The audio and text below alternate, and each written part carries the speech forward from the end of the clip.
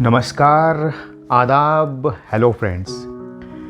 ये दुनिया जब तक कायम है नौशाद, ये दुनिया जब तक कायम है नौशाद, हमारे गीत दोहराती रहेगी।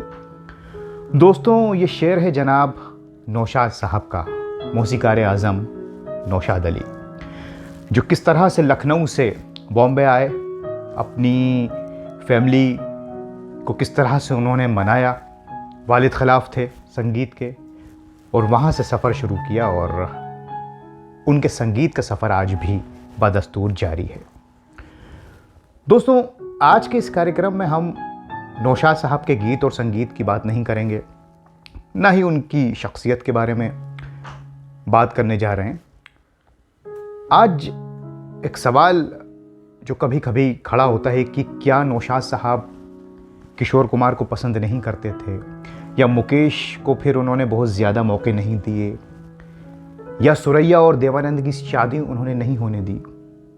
एक ख़ास मज़हब के लोगों का क्या वो फेवर किया करते थे। ये सारी बातें जो आती हैं कभी कभी बीच में छन छन के, आज इस पर कुछ बात करेंगे।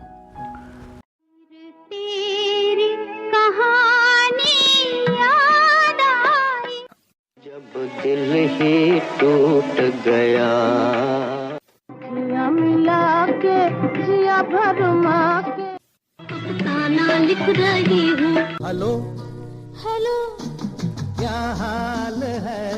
बड़ा बुरा, सुख भरे दिन भी तेरे भैया, अब सुख आयो रे, रंग जीवन में नया। आज मेरा सलाम ले साजा, दुनिया में हम आए हैं तो जीना ही पड़ेगा, जाने वाले तेरा खुदा हाफिज़। इश्क में जीना, इश्क में मरना, और हमें अब करना क्या। नौशाद अली साहब किसी तारुफ के मोहताज नहीं हैं। एक से बढ़कर एक फिल्में हैं उनकी। 40s से शुरू हुआ ये सिलसिला और उसके बाद तो फिर मेला, अंदाज, बाबुल, आन, मदर इंडिया, गंगा जमुना, बेजू बावरा, मेरे महबूब, कई फिल्में हैं दोस्तों। नौशाद साहब जब बॉम्बे आए तो उनके वालिद नहीं चाहते थे कि वो फिल्मों में आए, क्योंकि वालिद संगीत के ख़िलाफ़ थे कि मज़हब में संगीत नहीं है तो आप इससे दूर रहिए, बहुत बुरी चीज़ है। और नौशाद साहब ने, जब वालिद ने ये कहा कि आपको घर चाहिए या संगीत, तो संगीत को चुन लिया। ऐसे थे नौशाद अली। ये आपको इसलिए बता रहा हूँ कि उन पर कई बार ये इल्ज़ाम लगता है कि वो भेदभाव करते थे मज़हब के नाम पर। तो जिस इंसान ने संगीत को चुन लिया हो वो भेदभाव तो कर ही नहीं सकता। बातें आती हैं कि किशोर कुमार को उन्होंने मौका नहीं दिया, या मुकेश को पहले वो इस्तेमाल किया करते थे, उनकी आवाज़ को इस्तेमाल किया मेला, अंदाज फिल्म में, उसके बाद फिर रफ़ी साहब को ले आए। असल में दोस्तों एक बात यहाँ अर्ज़ करूँ कि फिल्म इंडस्ट्री में और कहीं भी जो ट्यूनिंग होती है, जो जोड़ियाँ होती हैं, वो बहुत ज़रूरी भी होती हैं। और अगर जैसे कि अगर हम एग्ज़ाम्पल दें, शंकर जयकिशन, हसरत जयपुरी और शैलेंद्र साहब, टीम थी, बहुत खूब काम किया। साहिर साहब ने ज़्यादातर काम रवि साहब के साथ किया, हालांकि एस डी बर्मन के साथ भी किया काम, रोशन साहब के साथ भी किया, लेकिन रवि, म्यूज़िक डायरेक्टर रवि के साथ बहुत काम किया। और भी जोड़ियां हैं, चाहे वो वी शांताराम जी की फिल्मों में हो, बी आर चोपड़ा की फिल्में हों, तो ये जोड़ियां हुआ करती थी। इसीलिए नौशाद और शकील बदायूनी की जोड़ी बन गई। पहले तो मजरू साहब गीत लिखा करते थे, लेकिन फिर शकील साहब आ गए और फिर ये जोड़ी कायम रही जब तक शकील साहब इस दुनिया में रहे। उसके बाद फिर मजरू साहब डबल से आए और खुमार साहब। तो ये कहना कि किसी दूसरे सिंगर को मौका नहीं दिया, आप खुद ही सोचिए, क्योंकि बात वही होती है कि ट्यूनिंग किसकी किसके साथ बैठ जाती है। ऐसी ही ट्यूनिंग नौशाद साहब की रफ़ी साहब के साथ बैठ गई। पहले मुकेश जी थे, लेकिन फिर जब रफ़ी साहब आए तो फिर, और बेजू बावरा ने तो फिर कमाल कर दिया। तलत साहब को बाहर कर दिया नौशाद साहब ने, कि आप सिगरेट पीते हैं। बार बार नौशाद साहब ने जब समझाया कि सिगरेट मत पिया कीजिए मेरे सामने, लेकिन जब तलत साहब नहीं माने तो उन्होंने फिर तलत साहब को बाहर कर दिया कि अब मैं आपके साथ काम नहीं कर सकता। अगर मज़हब बुनियाद होता तो फिर वो तलत साहब को तो मौका देते। लता जी के साथ खूब काम किया। लोग कहेंगे कि लता जी के बिना तो काम ही नहीं चलता। ये बात सही है, लेकिन मैं ये मानता हूँ कि सारे आर्टिस्ट जो होते हैं वो कंट्रीब्यूशन सबका होता है। जैसे कि आशा भोसले और ओपी नैयर। लोग कहते हैं कि ओपी नैयर ने आशा भोसले को बना दिया, लेकिन दोस्तों आशा जी जैसी आवाज़ भी कहाँ मिलती नैयर साहब को। तो सबको एक दूसरे की ज़रूरत होती है। अब किशोर कुमार को नौशाद साहब ने मौका क्यों नहीं दिया? बहुत बाद में एक फिल्म में एक गीत गवाया था जो रिलीज़ भी ना हो सका, फिल्म में वो नहीं था। असल में नौशाद साहब का जो संगीत था वो क्लासिकल धुनों पर आधारित हुआ करता था और किशोरदा की आवाज़ अलग थी।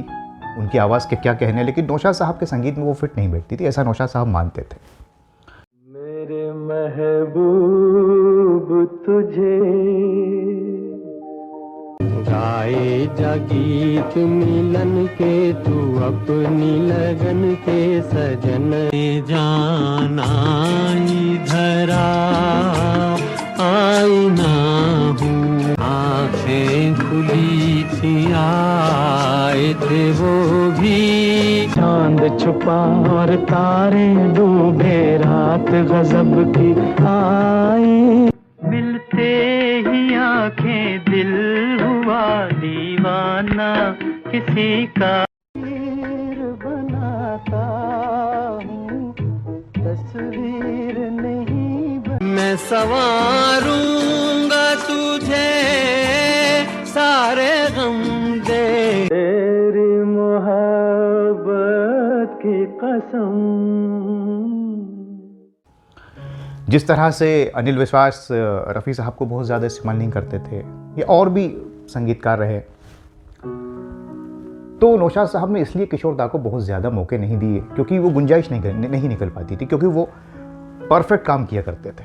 जो उनका म्यूज़िक था वो अगर आप उसको सुने तो लोक धुनें हुआ करती थी, क्लासिकल टच। लेकिन मुकेश जी को तो खूब मौका दिया नौशाद साहब ने, और मेला और अंदाज के गीत, और बाद में जब राजेंद्र कुमार ने फिल्म साथी के लिए कहा कि मुझे मुकेश साहब की आवाज़ चाहिए तो नौशाद साहब ने मना नहीं किया।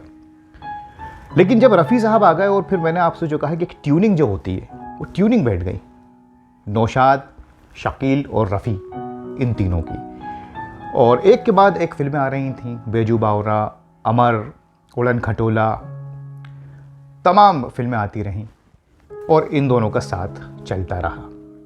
लेकिन लोगों ने इस पर यह कह दिया कि नौशाद साहब एक ख़ास मज़हब वालों का फेवर करते हैं। यही बात जब सुरैया और देवानंद की शादी का किस्सा चल रहा था तो नौशाद साहब पर यह इल्ज़ाम लगता है कि उन्होंने शादी नहीं होने दी, इंटरफेयर किया बीच में मज़हब की बुनियाद पर। तो ये बात भी दोस्तों सच नहीं है, क्योंकि नौशाद साहब के ताल्लुकात थे सुरैया के घर वालों से, लेकिन नौशाद साहब के रिलेशन तो मधुबाला के घर वालों से भी बहुत अच्छे थे, नरगिस के घर वालों से भी बहुत अच्छे थे। नरगिस थी मदर इंडिया में, मधुबाला थी मुग़ल आज़म में, अमर में। लेकिन मधुबाला ने किशोरदा से शादी की, नरगिस ने सुनील दत्त साहब से शादी की। अगर नौशाद साहब का इतना ही इंटरफेरेंस होता तो फिर क्या इन लोगों की शादी हो पाती? तो मैं ये मानता हूँ कि ये तो दिलों के मामले हैं, शादी और किस्मतों की बात होती है। इन सब बातों को करके हम किसी बड़े इंसान को छोटा करने की कोशिश करते हैं। तो ये सारी बातें कुल मिला के यहाँ आती हैं कि जिसको जिसकी ज़रूरत होती है वो उसके साथ काम करता है। रफ़ी साहब ने बी आर चोपड़ा की फिल्मों में कम गाने गाए, लेकिन इसका मतलब ये नहीं कि बी आर चोपड़ा रफ़ी साहब से नाराज़ थे या पसंद ही नहीं करते थे।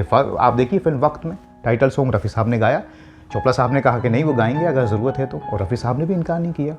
तो ये पूरी जो बात होती है ट्यूनिंग की होती है। और अगर हम ये देखें, अगर शंकर जयकिशन की हसरत जयपुरी और शैलेंद्र साहब के साथ टीम नहीं होती तो क्या हमें इतना अच्छा संगीत सुनने को मिलता? कभी नहीं। तो मुझे ऐसा लगता है कि हमें इसे मज़हब के चश्मे से नहीं देखना चाहिए और इन कलाकारों की इज्जत करनी चाहिए, क्योंकि कलाकार का कोई मज़हब नहीं होता, ना कोई सरहद होती है। ये सब अपनी अपनी जगह महान हैं। किशोरदा, मुकेश जी, रफ़ी साहब, नौशाद साहब और भी लता जी, इनको हमें एक ही चश्मे से देखना चाहिए, कलाकार के, और ये सब हमें अजीज़ हैं, प्यारे हैं और हमेशा रहेंगे। तो दोस्तों, ये कुछ बातें थीं। इस पर आपका क्या कहना है कि क्या ऐसा कुछ हो सकता है? हम क्या कलाकार को बांट सकते हैं? इस पर आपकी क्या राय है? मैं तो ये मानता हूँ ये सब हमारे अपने हैं और हम इनके हैं, और रहती दुनिया तक हम इनके गीत सुनते रहेंगे। आप अपना बहुत ख्याल रखें। अगले कार्यक्रम में फिर मुलाकात होगी। तब तक के लिए अपने दोस्त फराज को दीजिए इजाज़त। नमस्कार, खुदा हाफिज़। जिंदगी के मेले दुनिया में कम न होंगे, अफसोस हम न। मन बीन बजाता जाऊं, तू कहे अगर मेरे दिल का प्याम लेता जा। झूम झूम के नाचो आज गाओ खुशी। ये लुटे घर, ये प्यार की गलियां। शहरे लखनऊ तुझे मेरा सलाम है। करम कीजिए सरकार मदीना। एक दिन पड़ेगा जाना, क्या वक्त क्या जमाना। अगर तू है सागर तो मंझधार मैं हूँ। दुनिया के रखवाले जिया मिला के, जिया भरमा के, कोई न साथ देगा। प्यार किया तो डरना क्या। आएंगे हम अकेले, ये जिंदगी के मेले, ये जिंदगी